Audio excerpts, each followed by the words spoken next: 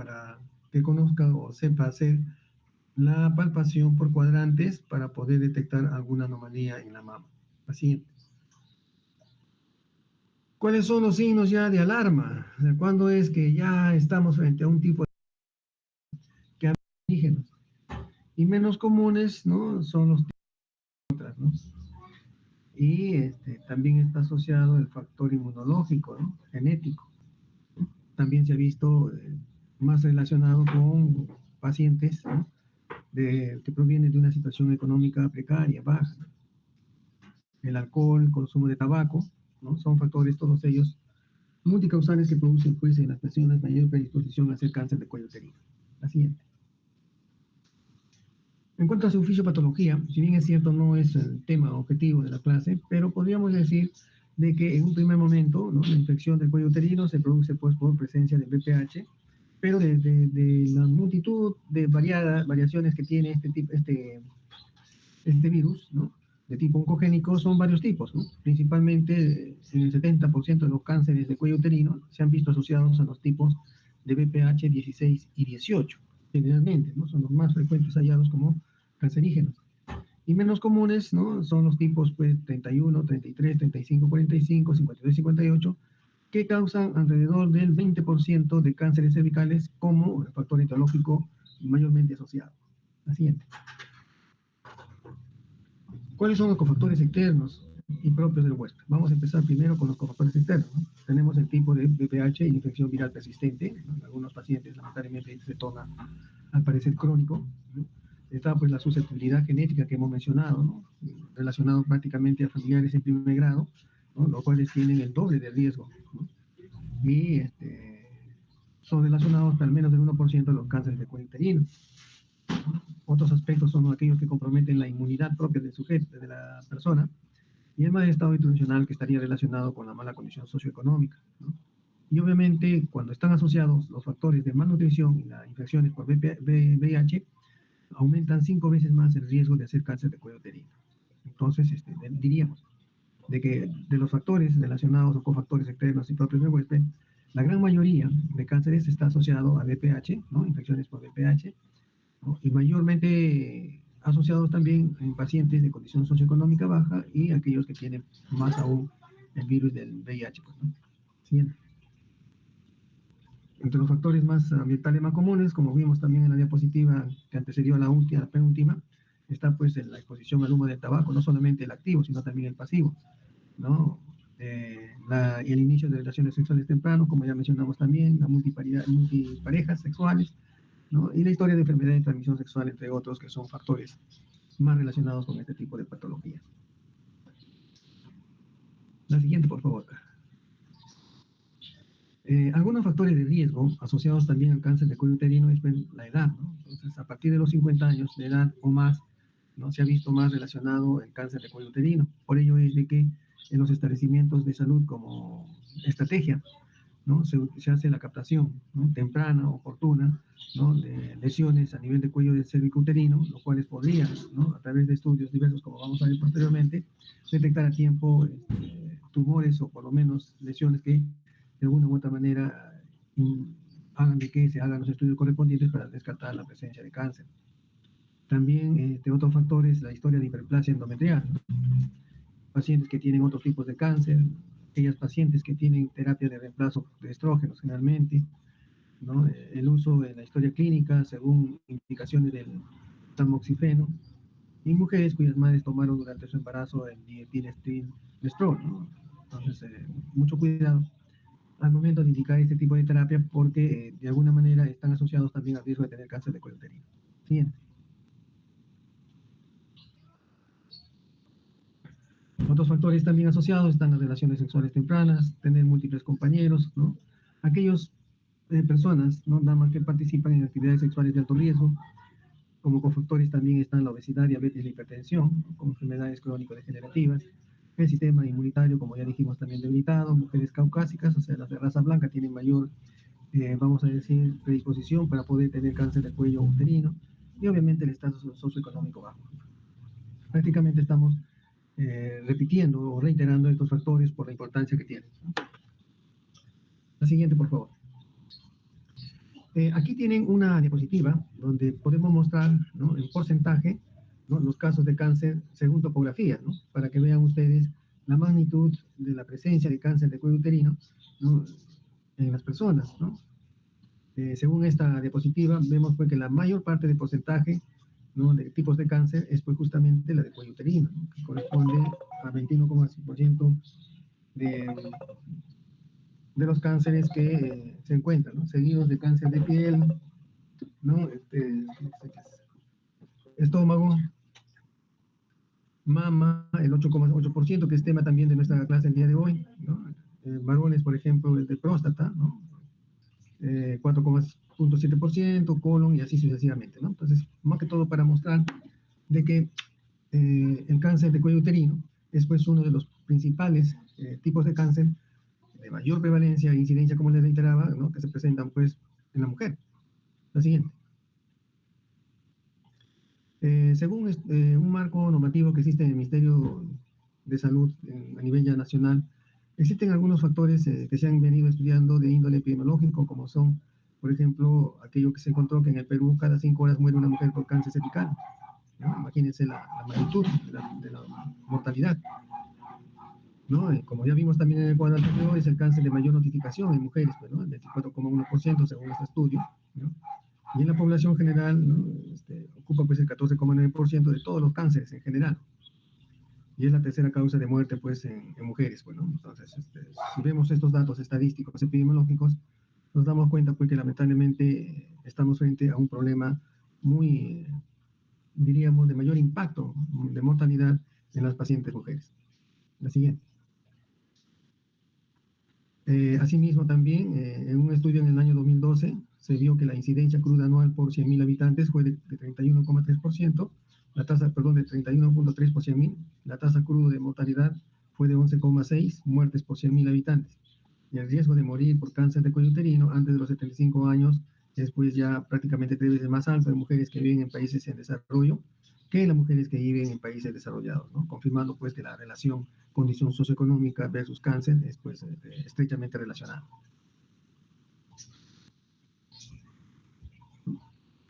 También nos refieren, según este marco, ¿no?, epidemiológico, que se estima que la prevalencia de infección por VPH es del 10,4% y se estima que de ellos el 32% están infectadas por el tipo 16 y 18, que son los tipos de VPH más oncológicos, ¿no?, o asociados a patologías de cáncer de cuello uterino.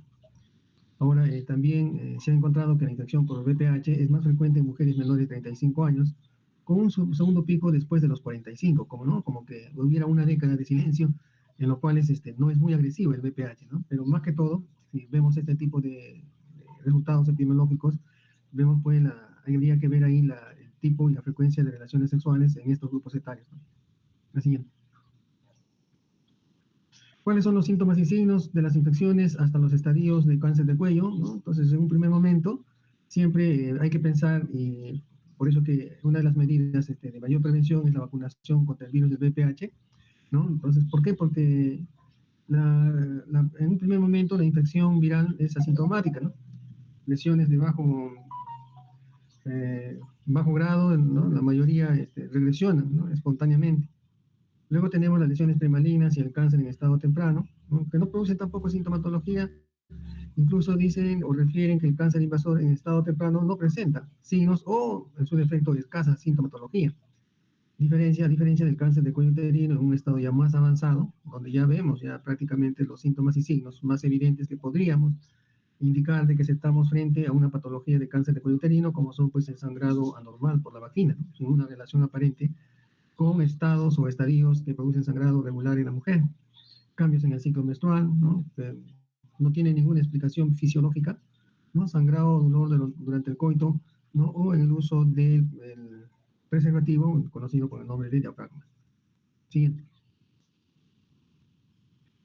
¿Cuándo es que nosotros hacemos una asistencia o abogacía o una consejería, ¿no?, para determinar en las personas, básicamente en las mujeres, ¿no?, signos de alarma, ¿no?, que toda mujer debe conocer, ¿no? Considerar de que las personas, mujeres, deben saber de que cuando se presentan flujos o secreciones irregulares, ¿no? Hay sangrado vaginal anormal, ¿no? Menstrua muy frecuentemente, hay un sangrado posmenopáusico, sangrado poscoital, ¿no? Serían factores que condicionarían a que la persona, ¿no? Que las padezca, esté pues haciendo la consulta correspondiente al establecimiento de salud más cercano, básicamente en el primer nivel de atención, para poder hacer estudios que vayan unos orientados a prevenir, otros a promocionar y otros a diagnosticar, para que sean referidos al nivel inmediato superior, ¿no? Y sean oportunamente tratados. La siguiente.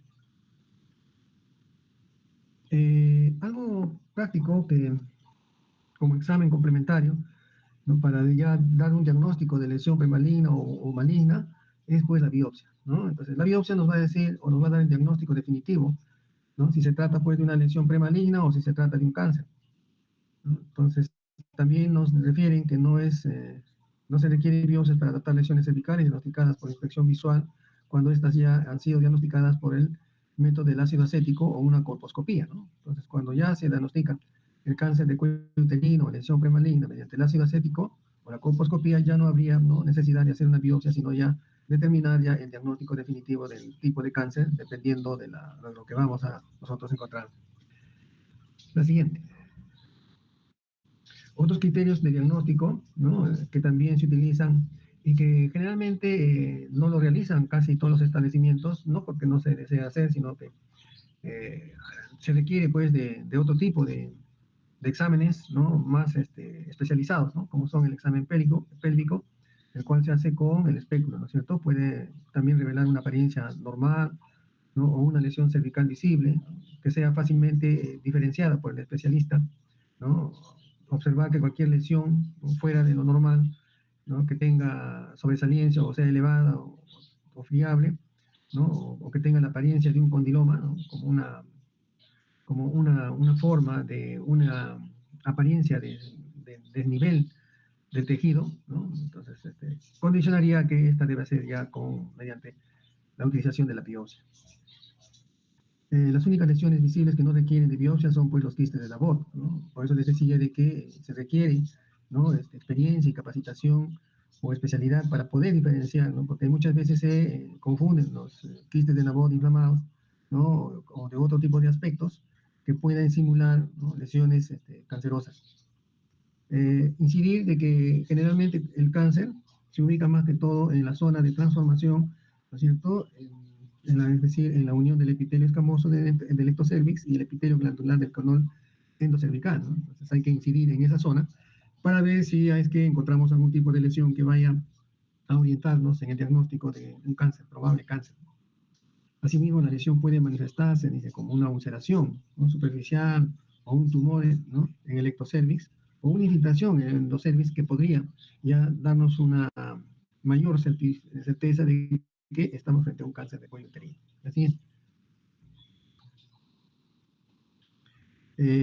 Cuando ustedes hagan sus clínicas en diagnóstico, siempre hay un diagnóstico diferencial, ¿no? No todas las patologías son pues como el texto nos dice, ¿no?, lo que yo llamo diagnósticos de libro, ¿no? Existen pues múltiples sintomatología y signología que a veces confunden, ¿no? Por eso que mientras uno no tenga el diagnóstico definitivo, ¿no?, lamentablemente no podemos decirle o informarle al paciente que estamos frente a una patología definida, ¿no? Siempre en un primer momento se hace un diagnóstico diferencial de otro tipo de enfermedades que podrían simular, ¿no?, cáncer de cuello uterino, del cual no estamos en el 100% con la certeza, ¿no?, de un examen pues definitivo, ¿no? Y estos son pues el sangrado del tracto genital y flujo vaginal, también frecuente, ¿no?, probablemente por úlceras o infecciones, ¿no?, genitales. El sangrado postcoital, ¿no?, también, no necesariamente nos indica que se trata de un cáncer de cuello uterino. La cervicitis, ¿no?, que son inflamaciones del cuello uterino, también que a veces por el tiempo o el tipo de microorganismo que afecta, podría simularnos también un diagnóstico de cáncer, ¿no? Y las lesiones de tipo tumoral, como por ejemplo los pólipos, ¿no?, los quistes de Lagón, ¿no?, quistes mesonéfricos, en el ectopio cervical, úlceras asociadas, infección de transmisión sexual, cambios glandulares, inflamaciones y las endometriosis, ¿no? Entonces, el diagnóstico diferencial es amplio. La siguiente. ¿Cuál es el examen que nosotros hacemos en el primer nivel de atención? Generalmente hacemos el Papa Nicolau, ¿no?, el famoso PAP, ¿no? Y también usamos también en el examen, ¿no?, para detectar el cáncer de cuello uterino, ¿no? La forma, el procedimiento, si hay suerte, yo diría así, ¿no?, podríamos nosotros en la práctica ver cómo es que en los establecimientos, si bien es cierto, no, en el primer nivel no hay, la mayoría de ellos especialistas, generalmente lo realizan las obstetrices, ¿no? Entonces, si tenemos suerte, como les digo, y encontramos pacientes para poder ser, acompañarse, ¿no?, con los tutores, ¿no? Vemos pues que ellos van a raspar prácticamente con una espatulita la zona de transformación, ¿no?, en el cuello uterino para examinar células bajo el microscopio, ¿no?, como es el PAP. Dentro de las 24 horas anteriores se requiere que la paciente no se haga la higiene, ¿no?, que acostumbran a hacer la mayor parte de damitas, ¿no?, ni el uso de cremas vaginales y no tener pues relaciones sexuales para evitar eh, que de alguna manera se altere el tipo de muestra, ¿no? Tampoco tomar este tipo de examen durante la menstruación, ¿no? ¿No? La sensibilidad del PAP, ¿no?, está estimada en un 50%, ¿no? O sea, no es definitivo tampoco, ¿no?, sino que nos va a orientar, obviamente, con los exámenes clínicos que hagamos, ¿no?, si se trata o no de algún tema patológico de cáncer que podría, de alguna manera, verse si está o no está con el diagnóstico definitivo de esta patología. La siguiente. El otro examen que también hacemos en los establecimientos del primer nivel es la inspección visual con ácido acético, el IVA, ¿no? También se hace con espéculo y se utiliza ácido acético al 5%, el cual es aplicado al cuello uterino, ¿no? ¿Y cuál es la observación objetiva directa, ¿no? Este es más fácil, ¿no? Si es un tejido displásico, se va a tornar de color blanco. El epitelio, ¿no?, se torna blanquecino. La sensibilidad es mayor que la del PAP, en este caso es de 70 al 80%, para detectar NIC2, lesiones más severas, ¿no? Esto relacionado a la severidad del cáncer. Y como hemos dicho, pues, ¿no?, la ventaja es que es más sencillo, ¿no? Entonces, en este tipo de examen se puede diagnosticar inmediatamente y se puede aplicar, ¿no?, el lema de ver y tratar inmediatamente, ¿no?, usando la crioterapia, ¿no? Que también en algunos establecimientos, los 1-4 ya hacen, ¿no?, este tipo de tratamientos, siempre y cuando el examen nos indica que está limitada pues la lesión, ¿no? La siguiente. Ya en otros establecimientos de mayor complejidad ya utilizan otro tipo de pruebas, pues, ¿no? Las pruebas moleculares, por ejemplo, para detectar el VPH, ¿no?, detección del ADN, las pruebas de VPH moleculares, ¿no? El tema es de que se necesita personal calificado y el costo también es relativamente alto. La siguiente. Otro tipo de examen es la colposcopía, ¿no?, que se hace por medio del colposcopio y proporciona, pues, en este caso, una vista ampliada e iluminada del cuello uterino, vagina y vulva, ¿no? Entonces, se nos hace más fácil la identificación de lesiones a nivel de epitelio, ¿no?, o tumoraciones que puedan, de alguna manera, indicarnos que estamos frente a un probable cáncer, ¿no? La sensibilidad es igual que la anterior, que el IVA, de 70 a 80% de sensibilidad, cuando las lesiones son de alto grado. No es bueno para las lesiones leves, ¿no?, en las cuales es más difícil dar diagnósticos con este tipo de examen. Y obviamente también lo realiza personal calificado, entrenado para tal fin. La otra. La siguiente, por favor. ¿Cuál es dentro de las medidas de prevención, la que utilizamos en los establecimientos de salud? Es justamente la vacuna contra el virus del papiloma humano, dado que es la que está, como dijimos al inicio de la clase, más relacionada directamente con el cáncer de cuello uterino, ¿no? Y de ellas hay pues varias presentaciones, desde del tipo de tetravalente o bivalente, ¿no?, y la monovalente, ¿no? Va a depender mucho del tipo de vacuna que cuente el establecimiento de salud para poder dar este tratamiento preventivo, ¿no? Entonces, que son según esquema, con dos dosis de 0.5 centímetros cúbicos por vía intramuscular, con un intervalo de 6 meses entre dosis y dosis. Dosis y dosis. La siguiente. En cuanto a la prevención secundaria, ya tenemos ya otro tipo de actividades o estrategias, como es, por ejemplo, el tamizaje en población general, aplicando guías prácticas recomendadas por la Organización Panamericana de la Salud y la Organización Mundial de la Salud.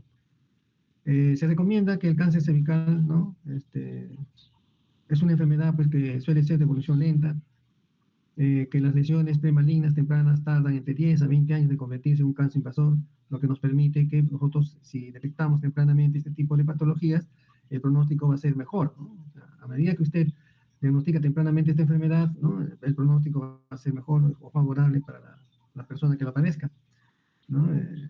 También cuando los resultados son negativos, tanto en el IVA como en el PAP, ¿no?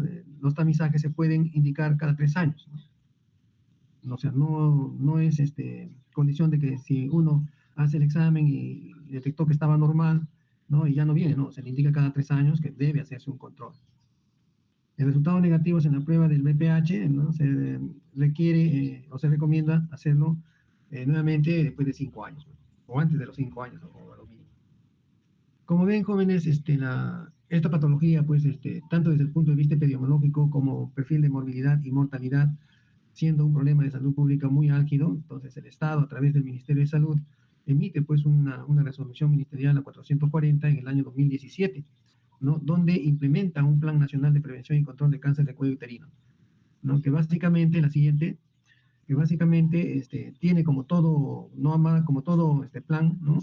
Sus procesos, ¿no? De finalidad, justificación, objetivo general, objetivos específicos y el ámbito de aplicación que debe ser a nivel nacional, tanto en consultorios privados o públicos, ¿no? Con el fin de disminuir los índices de mortalidad por cáncer de cuello uterino, ¿no? Dado de que este es pues un problema de salud pública y que el Estado, comprendiendo esta situación, ¿no? En base a la prevalencia e incidencia, define pues el financiamiento, ¿no? Para poder disminuir la tasa de mortalidad por este tipo de problemas, ¿no? La siguiente. ¿Cuáles son los factores condicionantes? ¿No? Entonces, hay unos factores condicionantes que lamentablemente también influyen negativamente en el diagnóstico precoz de esta enfermedad, como son, por ejemplo, bajas coberturas de tamizaje, ¿no? O sea, si bien es cierto, se asignan poblaciones sujetas de programación en cada establecimiento de salud, ¿no? Del total de población, sacando un porcentaje de mujeres en edad fértil, ¿no? Lamentablemente no se logra, ¿no? Coberturar al 100%, hacer el tamizaje al 100% a estas pacientes, por lo que eso disminuye pues, el porcentaje de viabilidad de poder detectar tempranamente la enfermedad en todas las mujeres en esos grupos etarios. En otras oportunidades también el hecho de que demoran a veces los traslados de las tomas de muestras para hacer las lecturas respectivas, no se cuenta pues con disponibilidad inmediata de traslado de las muestras, entonces, o sobrecarga también del proceso de ellas, entonces los resultados se entregan tardíamente y muchos de los pacientes cuando no se las trata oportunamente, ¿no? Muchos de ellos ya ni regresan por los resultados, ¿no? Entonces eso también limita el diagnóstico temprano que se debe hacer de esta enfermedad. También existen bajos números de centros de tratamiento, ¿no? No nos olvidemos que los tratamientos se hacen pues, en establecimientos de mayor complejidad y a veces también están sobresaturados, ¿no? Y estos están ubicados generalmente en el centro de las ciudades grandes, ¿no? El otro tema es de que producto de que no se detecta a tiempo los casos de cáncer, ¿no? Precozmente, ¿no? Más del 80% se encuentran ya en estados avanzados, ¿no? O sea, de 100 pacientes que tienen cáncer, el 80% se le diagnostica, pero ya porque están en estado avanzado, no porque se ha hecho una detección precoz. Y casi el 50% de esta población se encuentra en estadio clínico 1 de cáncer, ¿no? Entonces, eso ameritaría de que se detecte tempranamente, dado que la curación, en el caso del cáncer leve, llámenle, o en estadio clínico 1, ¿no? La curación bordea prácticamente casi el 90%. Entonces, vean la importancia que tiene, ¿no? La detección temprana. La siguiente. La implementación de este plan de prevención y control del cáncer de cuello uterino involucra varios factores, ¿no? Entre ellos, por ejemplo, es importante hacer un registro oportuno de la información que se tiene de los pacientes para mejorar la calidad y cobertura del tamizaje, brindar una atención oportuna, ¿no? Atención oportuna si son diagnosticados tempranamente, ¿no? Se tendría que implementar una red de Oncominsa para poder dar, ¿no? La atención a nivel de los 3 niveles, ¿no? Claro, obviamente utilizando la capacitación, la organización y el monitoreo y evaluación oportuna. La siguiente. Cuando ustedes diagnostican una enfermedad, también ya es conocido por ustedes que toda patología o toda enfermedad tiene un nombre y un código, ¿no? Entonces, lo que conocemos con el nombre de CIE-10, ¿no? Es a nivel del Ministerio de Salud, Organización Panamericana o la OMS, manejamos ya este tipo de codificación, ¿no? No olvidar que las neoplasias intraepiteliales de cuello uterino tienen su código CIE-10 de N87.9, cuando es glandular DO6.9, cuando es grado 1 N87.0, grado 2 N87.1 y cuando ya es avanzado, ya hay una displasia grave, el DO6.9, ¿no? Otro problema, eso en relación al cáncer de cuello uterino. Otro problema que también tenemos muy frecuente es el cáncer de mama, ¿no? Que si revisamos también existe un plan nacional de control de prevención del cáncer de mama, pero que está relacionado desde el punto de vista etiológico también con factores que están asociados, ¿no? O factores de riesgo. Y al igual que todo tipo de cáncer, también pues, está caracterizado por un crecimiento anormal, desordenado de células, ¿no?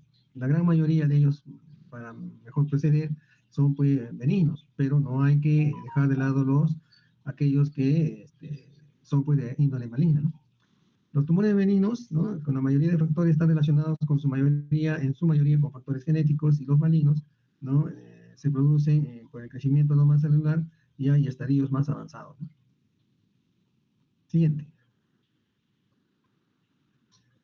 Cuando se hace un diagnóstico, ¿no? de cáncer de mama, considerando pues que es la segunda neoplasia más frecuente en la mujer adulta, ¿no? La tasa de incidencia anual está estimada en 28 casos por 100.000 habitantes, ¿no? La tasa de mortalidad de 8,5 casos por 100.000 habitantes, ¿no? En promedio, ¿no? Y que también según estudios del Ministerio de Salud, de este Plan Nacional del Ministerio de Salud, refiere que en el año 2012, según estudios, el 46,6% de casos se encontraron en estadios avanzados, es decir, los estadios 3 y 4, ¿no? Y que en el 2015 se elevó al 53,7%, ¿no? Y este 53,7% aumento de casos, ¿no? Está relacionado directamente con el mayor los mayores estudios que se hacen en la captación de pacientes para poder descartar esta enfermedad. Así, este es un diagnóstico situacional, ¿no? De cáncer de mama en el Perú. Vamos a ver de que, si bien es cierto, no está relacionado directamente con condiciones de, de factores de riesgo, en las regiones de Tumbes, Piura, Lima, Lambayeque, La Libertad y Callao existe mayor cantidad de cáncer de mama, ¿no? Nosotros, por ejemplo, en Tacna estamos casi en la mitad para abajo, ¿no? Con 5,2% en relación al mayor, que es en Tumbes, del 15,3%, y al menor en San Martín del 1,1%. Pero esto está relacionado también, como les decía, al tamizaje, ¿no? Que se haya hecho en cuanto a la población total de mujeres en el afecto. La siguiente. Esa, ¿no? Vamos a ver aquí el cáncer de mama según la evolución, para ver, miren, una relación de días y el crecimiento celular, ¿no? Y años, obviamente, también, ¿no? Entonces, para que podamos comprender cómo es que se podría y en qué momento podríamos ya nosotros, a través de los exámenes de palpación o, en su defecto, las ecografías o mamografías, podríamos detectar ya los cánceres tempranamente, ¿no? Entonces, cuando el cáncer empieza su crecimiento y en promedio está constituido la tumoración de una célula, entonces los días de crecimiento es cero, o sea, asintomático. Dos células, 100 días, ¿no?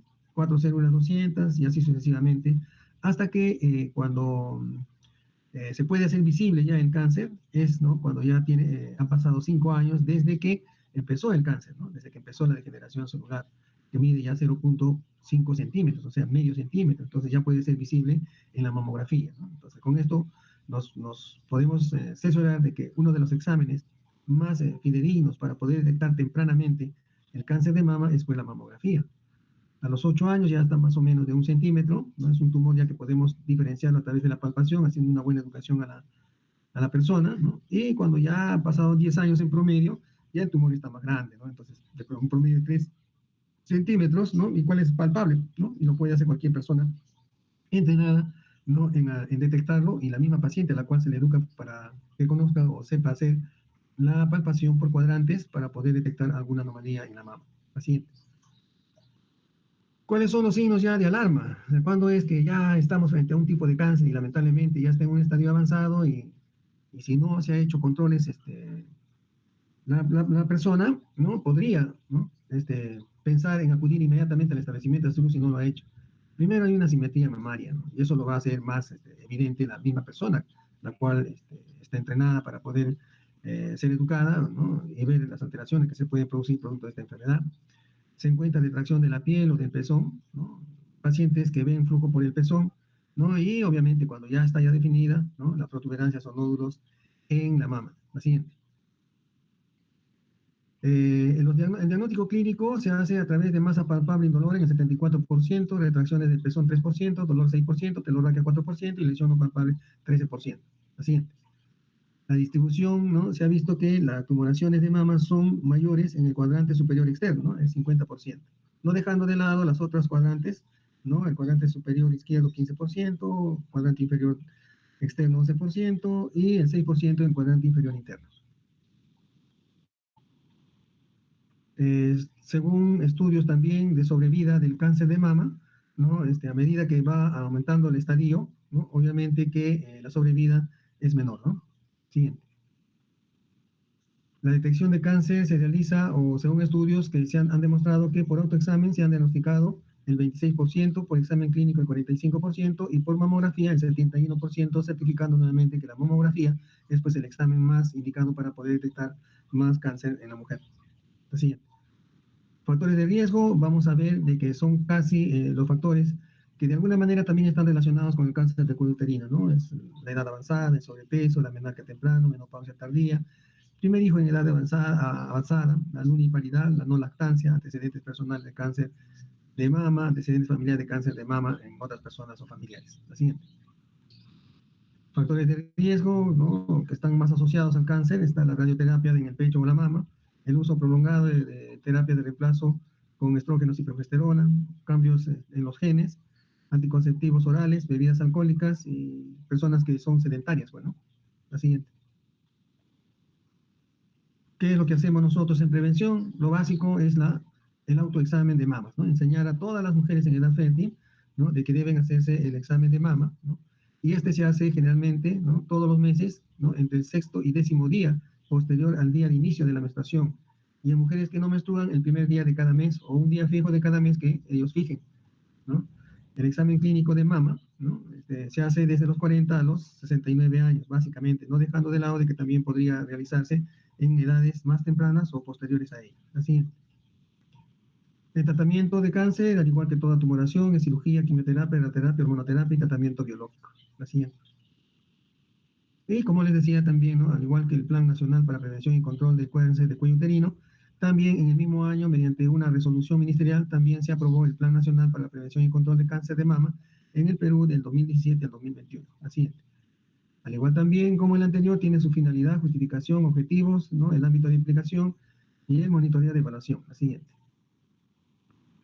Implementación de este plan, como todo plan, es necesario que simplemente considerando toda la información que se tenga al respecto, ¿no? Con el fin de mejorar la cobertura y calidad en el tamizaje de por mamografía, hay que organizar los establecimientos de primer nivel de atención para mejorar que el examen clínico de mamas anual, incidir bastante en las personas, la educación sexual, a mujeres de 50 a 69 años hacer el tamizaje por mamografía por lo menos cada 3 años, ¿no? Y programar al 25% del total de población mujeres en edad fértil, referir si es que encontramos nosotros algún problema, ¿no? Para que se puedan hacer las pacientes biopsia, evitar, ¿no? La muestra que la red de patología mamaria comienza, reciba los resultados y los comunique inmediatamente al paciente. Y los casos positivos derivarlos para los servicios oncológicos. Nosotros en Tacna tenemos en el Hospital Hipólito Unanue, ¿no? Una unidad, ¿no? Que está destinada a ver todo tipo de cáncer, especialmente el cáncer mamario y el cáncer de cuello uterino generalmente. Así. Eh, el problema cuando ya la enfermedad está instalada, avanzada, satura pues la atención en oncología, ¿no? Lamentablemente son casos muy avanzados, los cuales necesitan de mayor peligrosidad en cuanto al tratamiento y seguimiento y que lamentablemente ya no, ya no hay un buen pronóstico para este tipo de pacientes. La siguiente. Lo que se quiere es que nosotros detectemos tempranamente la enfermedad, ¿no? Para evitar saturar el área oncológica y dar un tratamiento oportuno y obviamente mejorar la calidad de vida de las pacientes que lo padecen.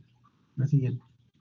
Otra de las formas de hacer promoción y prevención es básicamente la información, ¿no? Una información oportuna, clara, objetiva y veraz va a mejorar, ¿no? La calidad de información y por ende disminuir factores de riesgo que podrían ser prevenidos en un inicio de aparición de la enfermedad para ser tratados oportunamente, ¿no? Uno de los lemas que estuvo muy en moda hace tiempo ya también es llénate de vida, no de cáncer, ¿no es cierto? Entonces la actividad física, la detección temprana y oportuna, asistencia directa a los establecimientos, tamizaje oportuno, con el PAB, el IVA, con el examen de automamario para poder detectar algunas alteraciones en la forma de las mamas, asimetría y otros que hemos visto, podrían disminuir, ¿no? Los riesgos de mayor riesgo, valga la redundancia, de cáncer de cuello uterino y cáncer mamario. Con eso terminaríamos la parte de la clase teórica del día de hoy, jóvenes, ¿no? Si hubiera alguna pregunta, estoy para poderles aclarar si algo no ha sido claro. Si no, caso contrario, daríamos por terminada la clase, ¿no? Con la anuencia de ustedes para poder retirarnos ya de... Todo claro, doctor. Muchísimas gracias, más bien. Muy bien, señorita Giovanna, gracias por la